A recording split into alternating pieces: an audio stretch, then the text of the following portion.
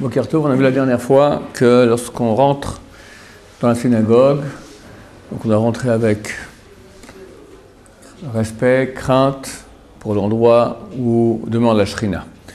Quand on porte les jours de Chol, les jours profanes, donc à part Yom Tov et Shabbat, quand on porte sur soi le talit et tefillin, il est conseillé d'ailleurs de rentrer dans la synagogue ainsi, pas rentrer dans la synagogue et une fois qu'on est dans la synagogue, là-bas y mettre talit et tefillin, mais les mettre chez soi ou dans la chambre attenante à la synagogue et rentrer ainsi dans la synagogue avec talit et tefillin. Le Zohar vante beaucoup cela.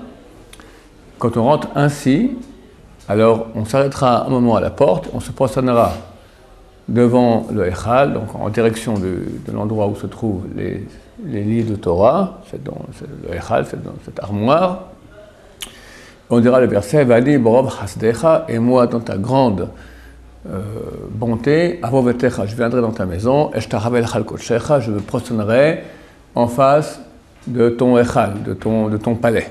On se prosterne avec référence envers la présence de Dieu. On arrive à la mezouza ? Pardon ? Ouais, on embrasse la mezouza et à l'endroit de l'entrée. Donc, il est bien aussi, c'est pas obligatoire, mais il est bien, et pas dans tous les soudrim cela est amené, de dire les trois versets suivants. Si possible, on les dira au même endroit, donc à l'entrée de la synagogue. Sinon, des fois, il y a des gens qui sont derrière qui veulent rentrer aussi. Alors, ils nous poussent en avant, alors on peut le dire en train d'entrer dans la synagogue, en marchant déjà dans la synagogue. Adonai tzvot imanu misgav lanu Elohei Yaakov Sela. Ce verset était par rapport à Avraham Avinu. Adonai tzvot Hashem Motechbach, ce verset par rapport à Yitzhak. Adonai Hoshia, Hamelech Ya'anenu V'yom Korenu. Le troisième, Adonai Hoshia, Hamelech Ya'anenu V'yom Korenu, qui par rapport à Yaakov Avinu. Les derniers mots sont Ya'anenu V'yom Korenu. Ya'anenu, c'est Yud Ain, c'est Ya'a de Yaakov.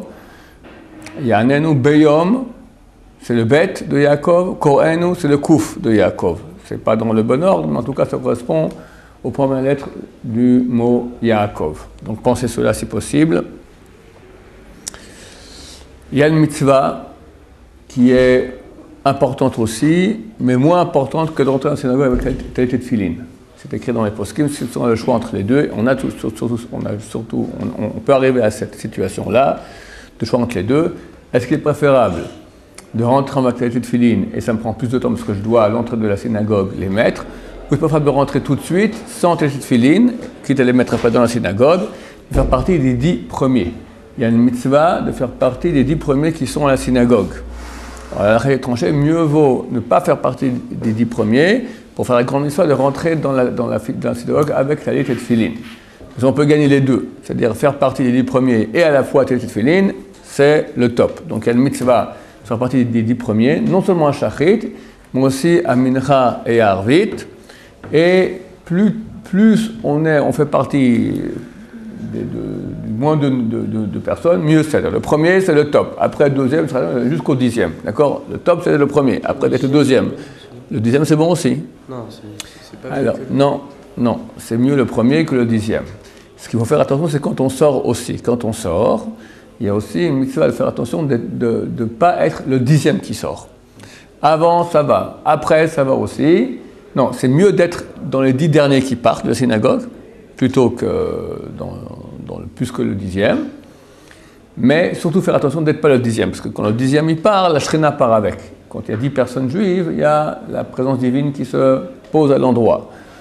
Et quand le 10e il part, la shrina part avec. Donc c'est important de faire attention quand on va quitter une synagogue, qu'on regarde combien de personnes il y a. Si tu es le 10e à sortir, tu attends qu'il y ait un autre qui sorte à ta place. Et s'il y en a un deuxième qui fait comme toi et les deux, vous faites la course, c'est un problème. D'accord ? Mais c'est rare, d'habitude, moi, je vous dis d'expérience, c'est rare que les gens fassent attention à cela. Donc si on peut faire attention, c'est bien.